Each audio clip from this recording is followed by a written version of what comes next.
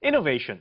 Our local universities teach courses on it. The government pours billions of dollars into encouraging it, and all of us, from students to CEOs, are being urged to embrace it. But are we still some way from being a Silicon Valley of the East? Talking Point starts now.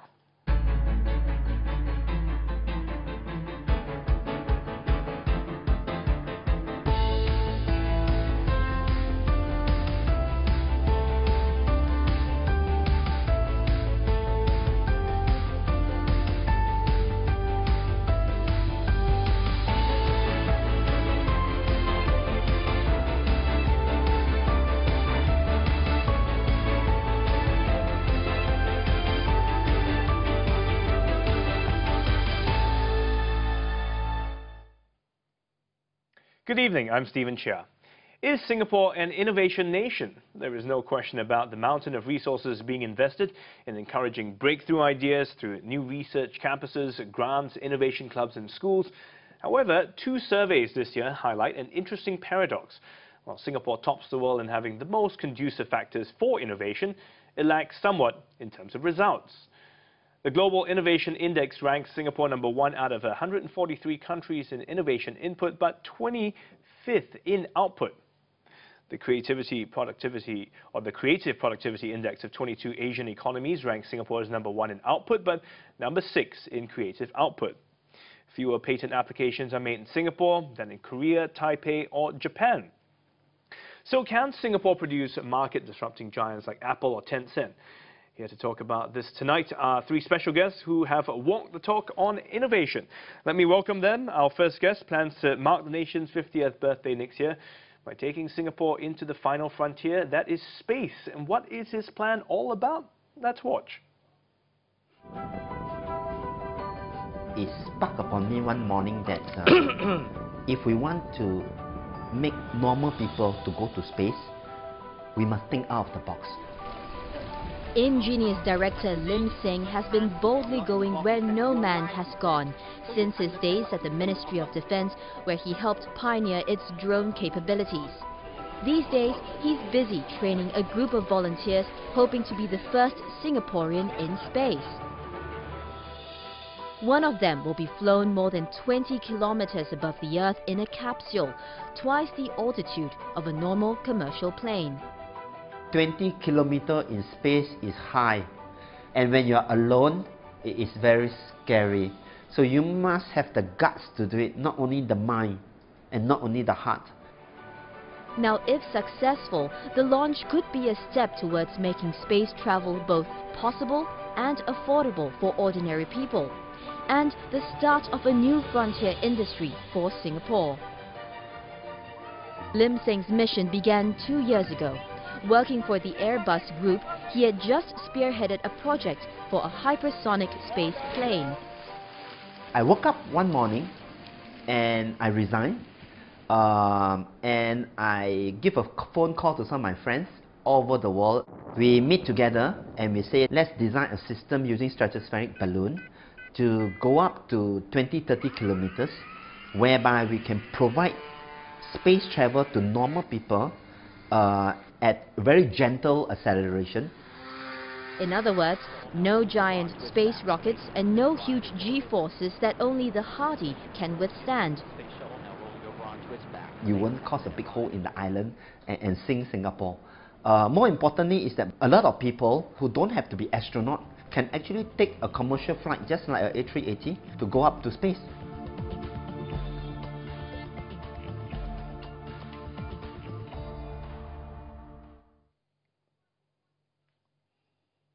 Let's welcome the director of Ingenious, Lim Seng. In the course of his career, he's pushed the boundaries in many technologies from defense and nuclear energy to space and biofuels. Our second guest this evening, Professor Eugene Fitzgerald. He's with the Massachusetts Institute of Technology, a serial innovator with numerous patents and startups to his name. He's also involved in the Singapore-MIT Alliance for Research and Technology and co-author of the book Inside Rail Innovation. Joining us from the corporate world, Dr. Michael Teng. He's built a reputation on turning around ailing companies. He's been CEO of MNCs and public listed companies, authored over 20 books, and is currently Assistant Secretary General of the Singapore Manufacturing Federation. If you have questions on innovation for our panel this evening, we do want to hear from you. Give us a call, 66910028. Tweet us at TelTP. Let's get the ball rolling, gentlemen. Let's talk about why innovation matters. And all of you come from fairly different backgrounds. So let's start by talking about what innovation means. And it's quite a term we hear quite often. I'm going to ask you to complete this sentence, and we'll look at it from the opposite direction. Innovation is not about. Eugene. It's not about only science or invention. Okay. Lim Sing? Innovation is not about just coming up with a good idea. It's more than that. It's the process. Well, I have a simple definition. Innovation is an idea that gets successfully implemented and applied. The key is actually how to implement and then successfully apply that in the marketplace. Okay, so now let's try and figure out. So what is innovation? It's not just an idea. It's more than that. Is that right? You all agree with that? Correct, yes. I think I'm more to what Michael just mentioned, because you've shown the statistic just now. Why is Singapore so-called being innovative in infrastructure and all that, and yet the output is lacking? This is maybe because that innovation is just coming up with a good idea, a new solution, but then to bring that solution to market, to create a global brand like Apple or maybe in the artistic world, Coco Chanel or Louis Vuitton, or even a Lion King show, for example. That is another whole process we have to talk about. So Singapore could be, maybe Singaporean could be innovative, but to bring that to show results, to introduce a brand that hit the market is a different set of skill, which we normally call entrepreneurship. Right. You know? So aren't they two separate things? You have to innovate and come up with something first before you sell it, right? I think it's very different. Yeah, so because of the process, we actually make innovation the broader context. So we say innovation is the embodiment of a useful idea in the marketplace, and that entrepreneurship is one step in that process. It can be in that process, but it doesn't necessarily have to be there, because inherently an organizational thing, because entrepreneurship, usually people think about small company helping that innovation get to the market on the way. So we look at innovation as the entire process from beginning to end. Okay. Yeah, maybe I want to illustrate by example the MP3. Yeah. The MP3 technology was actually founded by Creative Technology, our own Singapore company, Mr. Simon Wu. I have a lot of respect for this man, Mr. Sim. But unfortunately, he was marketing it as a technical product. And then Steve Jobs, all the way in the US, from Apple, he came along, incorporated MP3 into iPod, and he marketed it as a lifestyle. And that picked off very quickly. So the intelligent application of technology is very critical, and at the right timing too. Okay, so that's one aspect of it. But also people sometimes get confused with innovation and productivity, because they think, you know, we've been pushing for productivity, and they say, well, you innovate to get productive. I mean, so are they one and the same? I think as we said just now, we try to define innovation as coming up with a novel solution, okay, something which is disruptive. So it is not like doing something the same but better, which is productivity. And coming back to your original point about why is innovation so important, maybe I could kick off that. I think innovation is important because it, from the new idea to a product that so-called create wealth. Why is creating wealth important? As I explained to many people, creating wealth is not about getting rich. It's about creating wealth to create job, to feed family. So it is in fact even a responsibility if you look at that point of view. But I think a lot of people will be doing it to create wealth, not. No, but to create wealth, yes, it's good. There's nothing wrong with that. Yeah. But that will in turn create job to feed family, which is important. I think, Steve, to answer you on innovation productivity, I have this saying here. I think the key is how to be productive innovatively and how to be innovative productively. Right. Okay, it's actually what we call innovation-driven productivity. I think that's really the key. Now, maybe I just bring back to the corporate scene. What we are seeing, many SMEs, okay, the productivity is not helping them, unfortunately, despite a lot of investment being put in, initiatives of the government and so forth. But you can see the outcome is a bit not forthcoming. This is my belief. The reason is because a lot of our SMEs are in the middle band, you know? And there's a bit of problem with this business model today. Because with this model today, you are distributor, agents, and so forth. It is so easy for the buyer to find the seller. You can bypass the middleman. I mean, it was good for us for many years because we grew up as an entrepreneurial trade. So a lot of SMEs have to address this issue because otherwise productivity will not help them too much. Okay, and the model has to be right, yeah. And how is innovation going to come into that? I mean, why do these companies care about innovation? They're small SMEs. They're saying, spend my resources on coming up with some other idea. So the trust now is business model innovation. And this is no rocket science. We have seen that happening in many successful companies. Look at what happened to Amazon against borders. Amazon, Jeff Bezos, he was not in the bookstore business. What he did was just to leverage on the internet platform. And the old model of Borders is not working because it's too expensive. And today, Borders is bankrupt and Amazon is still doing very well. Another example I could cite is CNN. You know, Ted Turner was, of course, several years ago. You know, I mean, Ted was CNN when it first started was only a small boy compared to BBC, NBC, and so forth. But Ted came out, identified a right model, 24 hours news, and became a great success. So there's something, it's not rocket science, something that a lot of SMEs can do. Okay, well, Gene, let me get your take on this. So why do these big ideas matter? So going back to the other thing about productivity, if we go to definitions, you know, productivity basically means that you're getting more out for the same input, right?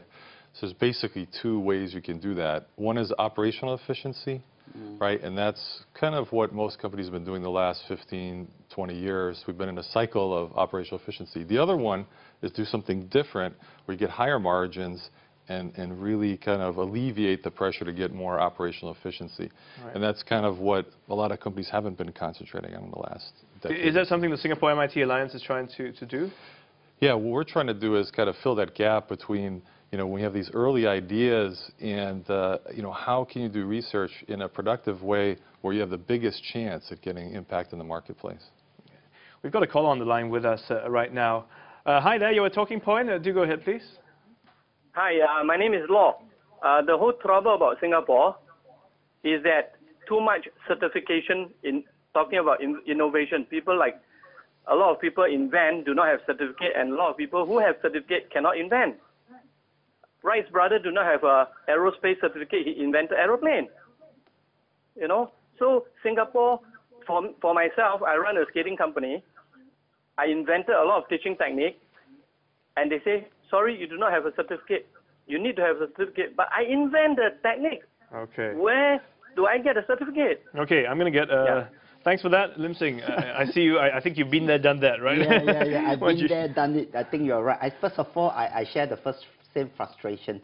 That's why it's very important, like an entrepreneur like yourself and myself, I could say that, you have to face this with a lot of grit, G-R-I-T, which I said before, which is perseverance.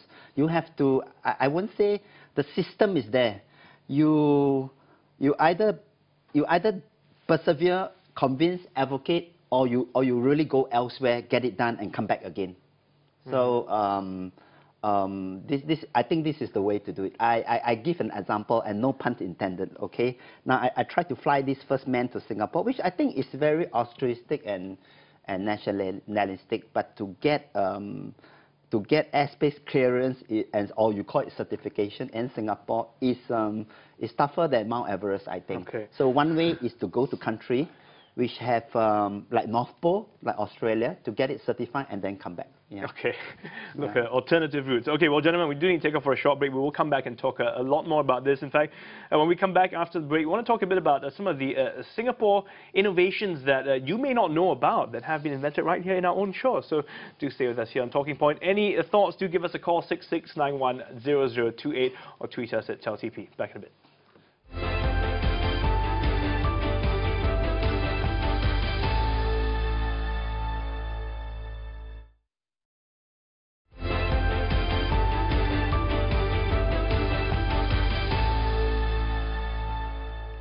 Welcome back. Now, Singaporeans might be surprised by just how innovative we can be. And here are some design in Singapore solutions that have made their mark. Do you remember the Sound Blaster sound card? Developed in 1989 by Creative, it revolutionized the PC market in less than a year. Olivia Lum's Hyflux is a global leader in water management thanks to its membrane technology.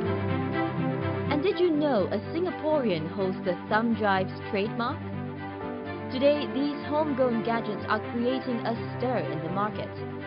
Tink helps you stay fit by measuring your vital signs. Touch Plus lets you control mobile devices with hand gestures. And this 3D bioprinter can reproduce living cells, human tissue and bacteria for drug testing. It could soon even be possible to print diet supplements and cosmetics. Its inventor, Fan Ming Wei, dreams of one day sending a bioprinter to space to print food for astronauts. Usually in innovation, one of the biggest challenges is that it's too new. And when things are too new, a lot of people are not familiar with it. So we need to have a system, a culture, to fully accept true innovations and to truly accept failures at the same time. What drew me into this market and this stuff that I'm doing is not more for monetary reason, it's not for potential reason, it's more for passion, more for interest. Like I said, I'm always curious and I wanted to learn and innovate and find new stuff to do. Since young, like I said, I was actually more of an anti-authority. You know, I don't believe in fixed set of rules and I don't believe that we should follow certain things.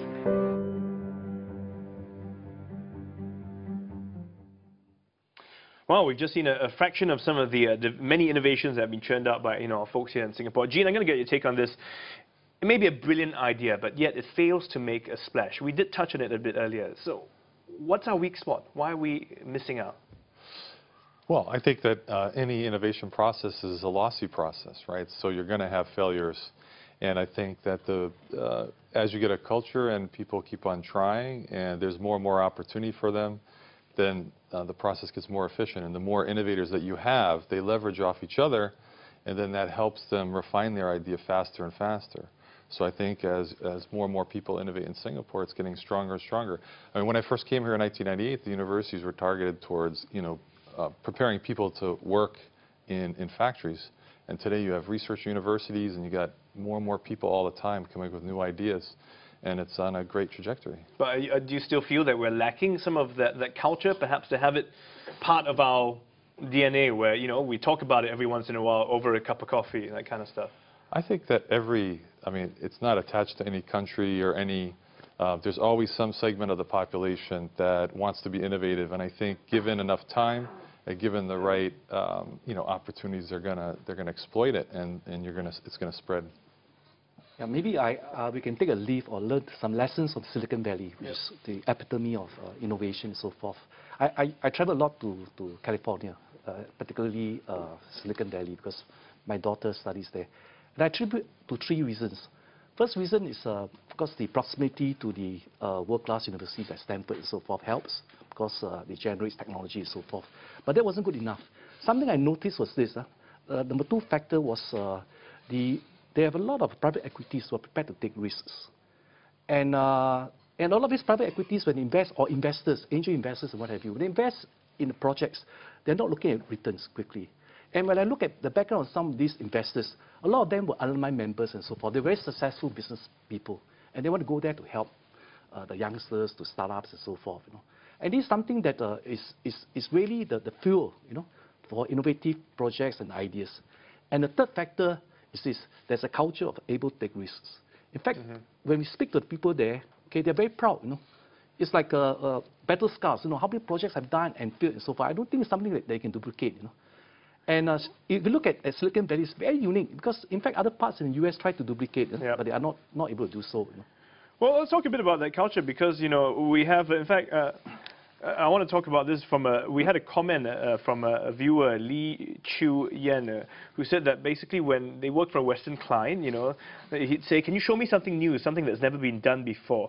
And work for a Singapore client or the boss, they'll say, tell me what's the trend, can we do something that's been done before, that's popular, that we know is kind of going to work? So it's again that same notion of not wanting to take the risk, being on the safe side. Are local SMEs like that? Are we more, or maybe it's our culture, we border on the safe route rather than take the path that's never been traveled before? I think that's very true. I mean, when I was sharing a bit of my past life, so to speak, when I came up with the first simulator for the drone, I was explaining how this could be done with the 6 DOF on the projector screen. It would save a lot of fuel. It would be less risky because flying a drone is a tricky thing. The first question that was asked to me was this done before by anyone? So at that moment, which was in the 19th, I said, not that I know of. And then the remark was, well, if no one have done it, what makes you think you can do it? But then being me, I just get it done. I don't ask permission. Okay. I just get it done. And then when the bosses see it, and today... Well, that's one way to go. But not everyone's like you, Jean. Yeah. But I think I can, give a kind of an external perspective, that's always the case. There's never been anything I've done anywhere in the United States or Singapore or anywhere else where someone says, yeah, you know, you are really, you know, brilliant and you're going to figure out this before anybody else, right? Yeah. It's always about people telling you why it can't happen or whatever. So I think some of those things, I mean, companies, right? Companies that are operationally focused, right? They're just saying, look, I got to produce what I got to produce, and I'm trying to squeeze out extra margin. I don't want to hear about, but that's universal, right? So, you know, a lot of these things, I think we should think about them as being universal as opposed to uniquely Singaporean. Yeah. Right? Actually, my take on this is there's nothing wrong with copying innovation. Okay, let me just elaborate a little bit. I mean, look at what's happening in China. Okay, Alibaba, okay, Baidu, and so forth. The models are being copied from US, and they're making a success out of it. You know, because by copying, you can't learn from other people's mistakes as well. But of course, you got to incorporate your own original ideas and so forth. You know? Yeah. But are we just afraid of failure? I mean, and that's also part of the culture where we've been brought up in our system where it's always about the best, you know, go further. So a lot of people are afraid to fail. I'll share a quote with you from Julian Prasad, who is the MD of Google Southeast Asia. It says that in Singapore, failure is not only scary, it's flat out terrifying. So actually, everybody fears failure, right? Everybody does, right? So I think that entrepreneurs make educated guesses that they're comfortable with. And, you know, again, I think it's more or less universal. I think that, you know, I think people need to see examples. And that's why I get back to the more innovators you have, the more comfortable people are in kind of calculating that risk. But I would say the best entrepreneurs I know are risk averse in the sense that they carefully think about how they're going to place their bet and how they're going to spend their time. Okay, we have another caller on the line with us right now. You're with Talking Point. Do go ahead, please. Leslie? Stephen, hi, good evening, and everyone there at Talking Point. Yeah, I agree with what Mr. Lim Sing has mentioned earlier on. I think we need to dare to fail rather than fearing failure itself. But we need to ask ourselves three important questions when we are walking towards innovation. Like, for example, one is, why must I do it? Should I be doing it in the very first place? And if I should be doing it, how can I therefore do it better? In Singapore, there's not much room to fail. We should be effective rather than efficient. For lack of a better word, we are actually merely rearranging the deck chairs on the Titanic. The ship will still sink. Yeah. So we need to change our mindset. We need to do the correct things rather than doing things correctly. And what do you think we need to do, Leslie? I think we need to like what Warren Buffett says, you know, we need to be greedy, you know, when others are fearful, and fearful when others are greedy. They have to fail. No worries about it, and take the risk. Do it first, and then ask questions later on. Okay. That's my take on it. Okay, well, thanks a lot, Leslie. So I think I get the sense he's saying we're not really hungry enough. That burning desire to you take calculated risks, not just random risks, you know. But I think hunger is a good point. As in one of the press releases, I said that we have to be hungry. We have to, I mean, it's just like what you see in area of blue zone, they call it, is that people eat 80% to be full, and not like in maybe Singapore buffet where we try to eat 120%. So, I mean, when you're full, you're sluggish, you're not alert. So being hunger is very important. You must want to do it. It's like we said, when JFK said, we strategically, we want to go to the moon. We want to put the US flag there. That is a strategic decision. But then nobody's saying that going to the moon is easy, which is the tactical mission. So therefore, you must want to do it badly. Okay? So we must have, I mean, I think we should talk about the next part of innovation, whereby how we can get people who are hungry, who are really people who, like you mentioned just now, people who U-turn without seeing a U-turn sign. I think that is very true. Yeah, of course, that is what Sim Wong Hu said some time ago about how, you know, here when there's no sign, then we don't do it, but, you know, so we're waiting for the U-turn sign before we know what to do, you know. Okay. Maybe I'll just jump in here. Yeah, just very quickly. To what Lim Sing was saying, I think people go in the complacent moods, and the only thing that they will transform or change when there's a crisis, unfortunately. Okay, history has shown time and time again that, you know, people do not want to change unless a crisis hits them. And quite often it's too late. Okay. Yeah. Well, we'll talk about that in just a bit after the break, about how the educational system might affect all this, and also this whole habit of waiting for the right permission and the right rules to come our way. So do stay with us here on Talking Point. Again, give us a call, 6691-0028. Tweet us at TelTP. We're back just after the break.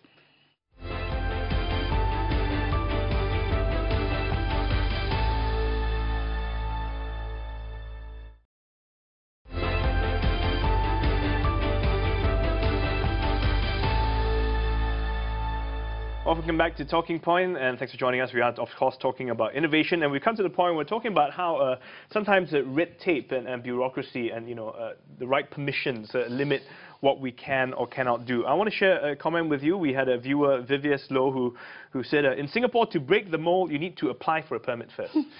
Yeah, it's a bit ironic, but we've all been there, done that. I mean, I think even here on this show, when we want to do something, we always have to go out and film. We've got to apply for, get the right permission first.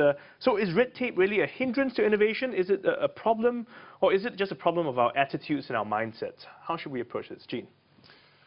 It's definitely, inhibiting if you have a lot of red tape. And I think that any large organization ends up having that. Large corporations or, in a way, a well-organized country, right? I mean, these things are always the case, right? So the question is how to have flexibility so you can have bottom-up innovation happen, because you do need to have a lot of flexibility at the sort of innovator level. Flexibility from who? From the person trying to get around the red tape, or from the people controlling the red tape? Well, I think the people that are doing the innovating have to be able to freely move about without too much hindrance, and the faster, the more velocity they have, the quicker you innovate. But Lim Sing, you've been hit with red tape many times. Yeah, it's super, I tell you, okay, not to offend anybody, okay? Now, it is one of the biggest challenges here. It's incredible, the amount of everything that I want to do, they will say that you need permission, and I can see in the eye of the official that they don't even know what permission they need actually. So, but on the constructive tone, which is more important, I think as a big company or a big nation, if you want to push innovation, I believe that if we could borrow an idea from Lockheed Martin, is that we must create a skunkwork within. And let me try to summarize what is skunkwork. It's a lean group of special people who will U-turn anytime without a U-turn sign, who will do what is needed to do and given the authority and budget. And this belongs to a special group of people, and this way, you can have good ideas and you bring to market in the sense fast without going through the normal bureaucracy. Because bureaucracy is not pejorative actually. Bureaucracy is a group of good processes to safeguard many things. Right. But as a company grow or as a country grow, it is inevitable. And therefore to beat this, we must create a small team of skunkwork organization. So introduce a bit of chaos within everything. Actually, it's more than chaos. It's responsibility, because this group of people will be given budget whereby they can exercise with discretion without going through 10 gates, Well, Mike, you were telling me a bit about this just now earlier, about how companies, for example, are also trying to find ways to, shake things up a little bit, right? Right. Yeah. In fact, a lot of companies today, the good practice companies, they realize that people tend to, become complacent and so forth. So they actually introduce mini crises within the organization to kind of wake up, the organization. Companies go through 4 stages. First stage, egoistic stage. Nothing can go wrong, Then after that, what happened is the market share decline, denial stage. Oh, this is only a blip, Then after they go to panic stage, okay? And then crisis, too late, And what I'd like to encourage companies to do is to put the crisis stage right at the beginning. Wake up, okay? You're always on the toes, always be prepared for any sort of crisis that hits you.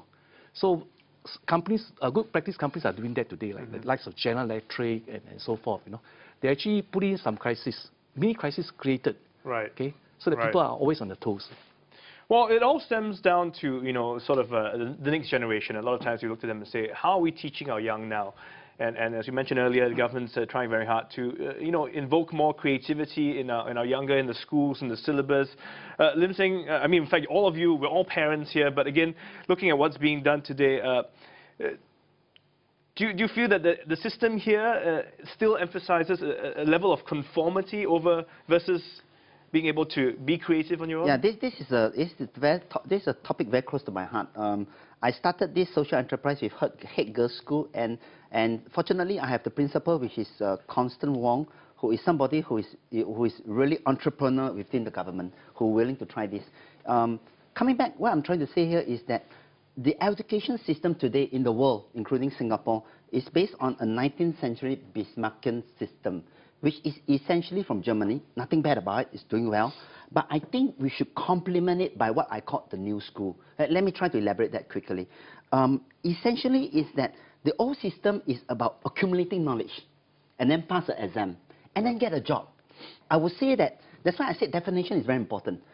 To put the problem statement, I think today we should tell people that we must create school not to have graduate to find job. We must create school whereby graduate come out to create job. Having said that, on the practical level, what I meant is have a school like MIT, which is quite close to what I was thinking about. Let me explain. You teach by asking a question. It's not about accumulating knowledge.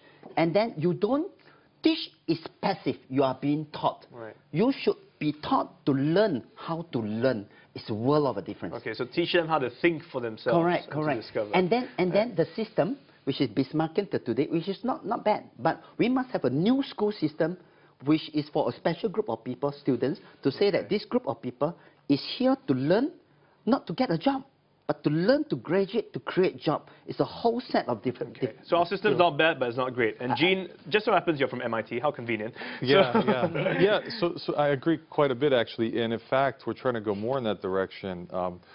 If you think about engineering education today, we learn how to ask the right questions, but you know, we start with technology and science specialty first before we kind of teach the general problem solving and innovation up front. And so that comes later. And so what we're trying to do is invert that and say, look, when students come in, we should teach them about problem solving not in just a technical way, but problem solving in an innovation way first, and then bolt on technical specialty as you go further down. So that's another variant on trying to improve the MIT system that we're working on. Yeah, I think in defense of our education system, much as there are flaws, this is my personal experience. In fact, last week we conducted a national innovation challenge, business model innovation challenge. Submissions came from all the polytechnics. And personally, I was very impressed with the submission. I think in this instance, the polytechnics, they are actually changing the curriculum. They are getting the students go do more internship and so forth, you know, working with the marketplace. Okay, and the submission is real good. I mean, we cannot sort of criticize, you know, that our education system do not produce innovative graduates. I mean, this is something that, the Prime Minister just spoke about at the National Day rally about how we're trying to get beyond paper qualifications. I mean, many felt that it's coming a bit late, but still better late than never. But is our system, you know, because we're built up to reward those who do well in school right now, so is there still a fear for the rest to venture in other ways? Because they say, but then how do they measure me? How do I know whether I get that right piece of paper to get that good job, you know? Actually, we are not criticizing the old system. The old system has its merit, and it has been working well. What I'm just saying is that it comes a time whereby we have to redefine from the root the definition and the goal of the next generation, the next 50-year education system. Why would we study how, the sex life of a mosquito, or what's the difference between a frog egg and a toad egg, that kind of stuff, which is still in the syllabus. You can check it out. My point here is that we must sit down with a group of people, a group of practitioners, and see how to create new syllabus to so-called create an environment, a blue zone, whereby people will be trained to be innovative. It can be taught. It can be. So you feel that what they're learning now doesn't build the right foundation for them to... No, what I'm saying is not that. It's that it's become more and more irrelevant. I mean, there is Wikipedia now. Why would you want to teach them all the facts? So what should we be teaching them? Okay, first I'll be teaching them life skills. I think it's important. How to be confident. How to have the 7 effective habits. How to be EQ and all those stuff. Separately, I will really, I'm not saying I have all the right answer. I'm saying that I think there's a need to be structured in our approach. There is a need to form a team of practitioners, not just government people, a group of practitioners to sit down to ask ourselves a very fundamental question that, let's say today we invent school, what should we do? Right. Create graduate to create job, what should we do? So is the relevance that you feel is a bit of a missing link. Jean? So just one way to see a bigger picture of exactly what you're saying is that, like you said, knowledge-based learning, right, is kind of, now that you can find everything on the internet, right, you say, well, how am I going to spend my time? Because before that knowledge was attached to particular people, professors, and that's the only way you could get it, right? Today it's available to everybody online, right? So it makes sense, like you're saying, to be more process-centric, right? So you shift from just acquiring knowledge, saying, look, I can get knowledge anytime I want. Yeah. But now I want to be process-centric. What is the process of innovation? What is the process of learning?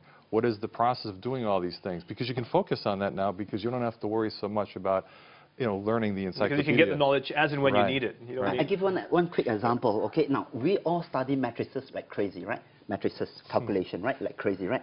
But no one actually said, if I'm going to teach matrices, I won't teach it that way. I will say, today we need robotics. Okay, to carry a piece of tofu from place A to place B, maintaining the parallax. The machine cannot understand angle, but it can understand pistons, because when you shift the piston, you change the triangle and the thing moves, right? So therefore, but to program the machine, to understand the angle and to move from point A to point B without dropping the tofu, you have to solve all this scalene triangle very fast. And the way to do that is by matrices.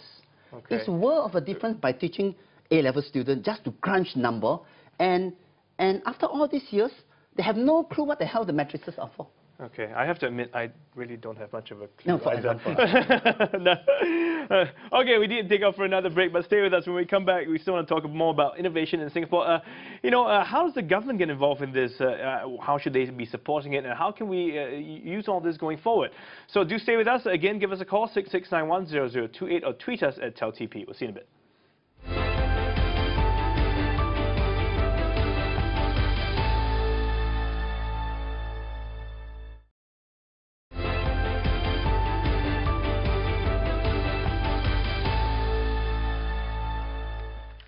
And welcome back to Talking Point. We are talking about innovation. Is Singapore an innovation nation?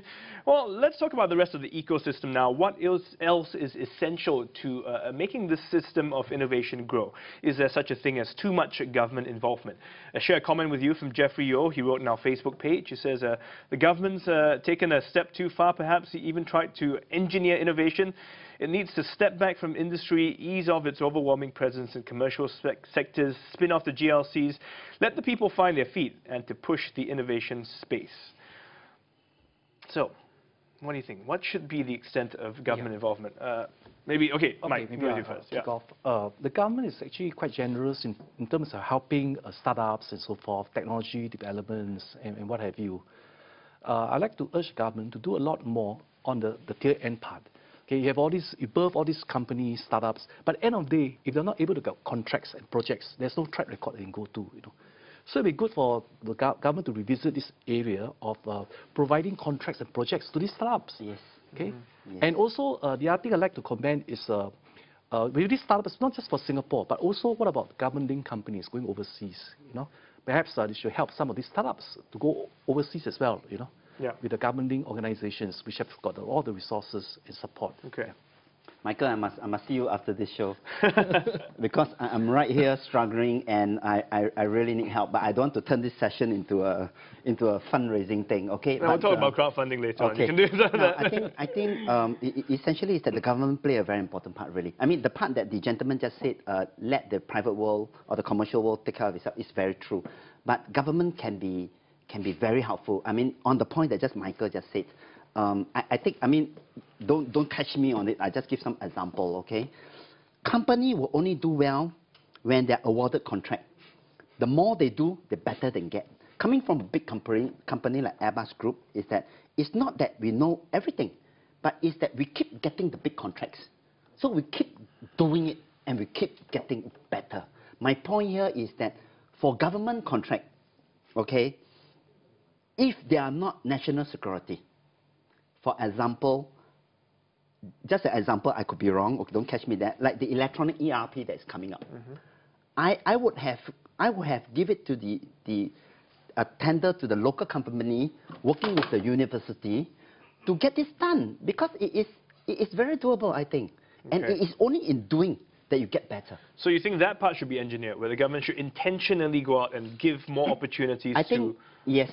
I think I'm not talking about a cyber a security defense system. I'm talking about things like I don't know, things like a fleet of bars or stuff like that. Okay. We can do it. But And earlier we talked about being hungry and that whole demand and supply. So you fight for what you want. You show us that you are the strongest you who must can... still fight. Yeah. You must still fight. Believe me, you must still fight. My point here is that we do, I mean, maybe it's a sweeping statement, but quite often, big contract go to foreign company.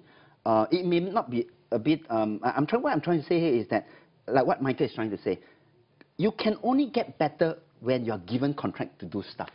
Okay. No other way.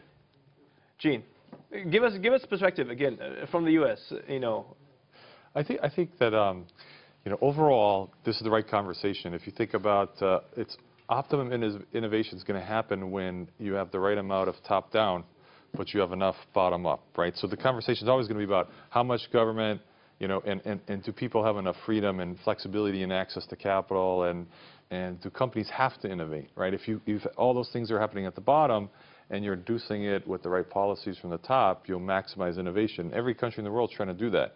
The U.S. has been doing various things, and I think that the question is, here is just, can you have enough mobility at the bottom? Can people feel confident to try things? Do companies have to innovate? And then if that is happening at the lower level, the government can do many policy things top down that can enhance the rest of the process. we're going to take a caller who's called into Talking Point. Boon Hong, you're on the line with Talking Point. Go ahead, please. Yeah, hi. Hello? Yes. Okay, I have 3 pointers to share about innovation. The first is Singapore education. I felt that Singapore education is more about spoon-fed conventional knowledge. Yeah. I believe that students should be encouraged from young to discover new knowledge. What they learn from school, they should have opportunity to apply them and solve real-world problems. So this will cultivate them to when they grow. Okay, Boon Hong, sorry, I'm going to have to ask you to just get to the points quickly. So what's the second one? First one's on education and spoon-fed. The second one? Okay, the second one will be when we went out to work, I think most of us are constantly worried about retirement and paying housing loan, such that we don't dare to get out of the system to start up. So it's this. So it's a bit about taking risks. Yes. Okay, yes. and your third point, please? And the third point is I felt that the government policy are too rigid, whereby if you want to test water, to try out, to do something new, there's a whole lot of permits and license you have to apply. And when you look at all the paperwork, you don't even feel you want to try. Okay. Yeah. All right, Boon Hong, thanks a lot for that, for your thoughts. I think no one would disagree. These are areas that we actually did touch on earlier. Yeah, Lim Sing, you want? That's why that I think what's very important after this talking point, I hope that it won't remain just as talk. I really hope that some serious government people is looking at this discussion. We must, as I said just now, we must create structure. May it be physical structure, like what I said, a kind of lean, Lockheed Martin skunk work thing, which we beat the red tape and certification, a group of good people that can clear and help innovators to get through. Number 2 is that virtual structure, which is actually policy, as Eugene mentioned. Okay, well, but we actually have a lot of infrastructure. We have built a lot of that. But very bureaucratic. I'm sorry to say that. I mean, should me you. But still better than nothing, right? I mean, we've got the labs, the research institutions, we got it there. So are we missing the? I don't know. You should try to apply for one grant, and you will see what it means. But excuse me, even then, I mean, Apple was built in a garage. Do we need guys like that in their HDB flats, tinkering away, doing something? You know? Yeah, I'm doing that. Yeah. Yeah.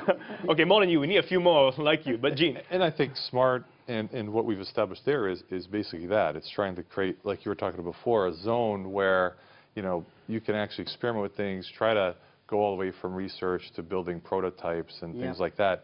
So there are infrastructure, there is infrastructure in Singapore where people are doing that. Okay. Yeah, we're going to have to... Maybe I just in defense of the government. I'm not from the government. Yes. Okay. I think some of these problems are being recognized, especially on the bureaucracy, government grants and so forth. That's why they have set up 5 national SME centers. So business people don't have to worry about the bureaucracy. Just come to the centers; they can help you. I will find you after this talk. Yeah, you guys, you've got a match made in heaven. Well, we are running out of time, but very quickly, just talk about Blue Sky Innovation. We did have a chat about this again, looking further, and the ideas that do not have apparent real-world applications yet. Is it practical to devote resources to them, which is the Blue Sky theory, to when the returns are not in the immediate future, and as a small country with limited resources?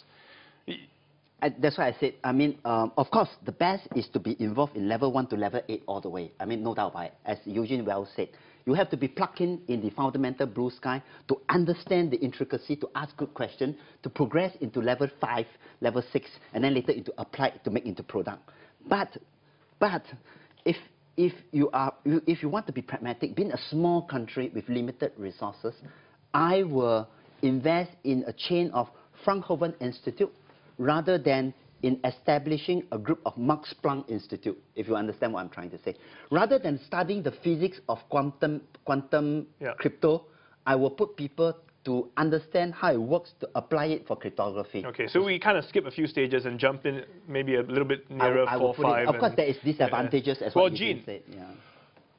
So I look at innovation not as this linear process again, like I was saying later, because if you take even people that are working on problems 10 years away that are really good at it, right? They're already thinking about a range of applications, even though they know that they have to work on these sort of science and inventions in order to achieve that goal.